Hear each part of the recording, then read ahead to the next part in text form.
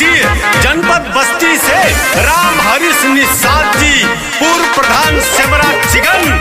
आपके युवा दिलों की धड़कन, जिला पंचायत सदस्य पद के उम्मीदवार है। आप सभी ने अपना बहुत सारा प्यार और मतदान करें।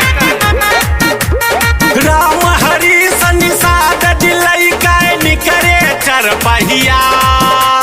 राम हरीश निषाद दिलाई का निकरे चरपहिया, बहादुरपुर द्वितीय से डंका अब की बजा दिया भैया, क्षेत्र के बेईमानवन का अब की लंका जला दिया भैया।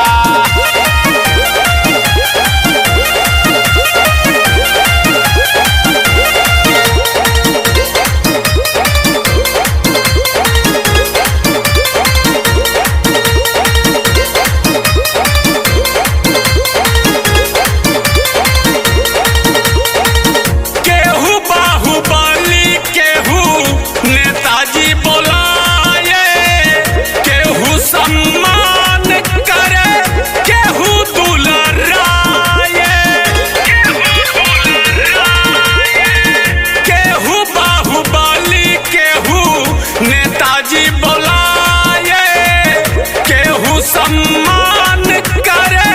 केहू दुलराए, जनता के आशीर्वाद लियत चले रहिया,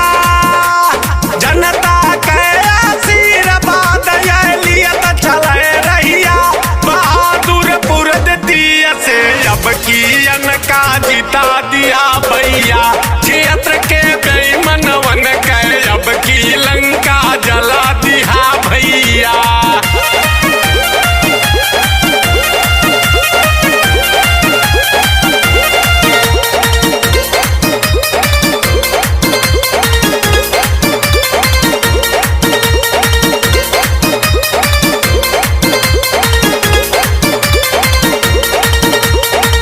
मान सम्मान सभी मान के लड़ाई के करे में दाम बाजे अंगूरी उठाई,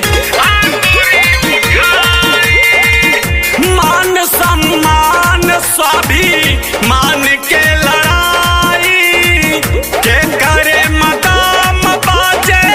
आखिया उठाई, तानी के सीना पहिर के गुरता मोड़ चले बहिया,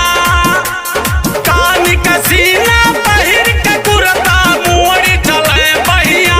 बहादुरपुर द्वितीय से अब की डंका बजा दिया भैया, क्षेत्र के बेईमानवन के अब की लंका जला दिया भैया।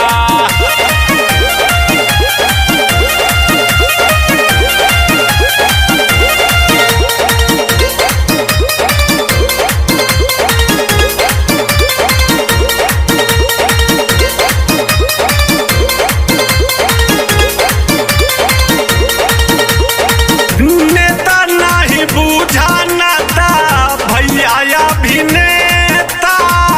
हरीश निषाद भैया घरवा के बेटा, नेता नहीं बूझा नाता भैया अभिनेता, हरीश निषाद भैया घरही के बेटा, जनसेवा में 24 घंटा बीत रही घड़िया,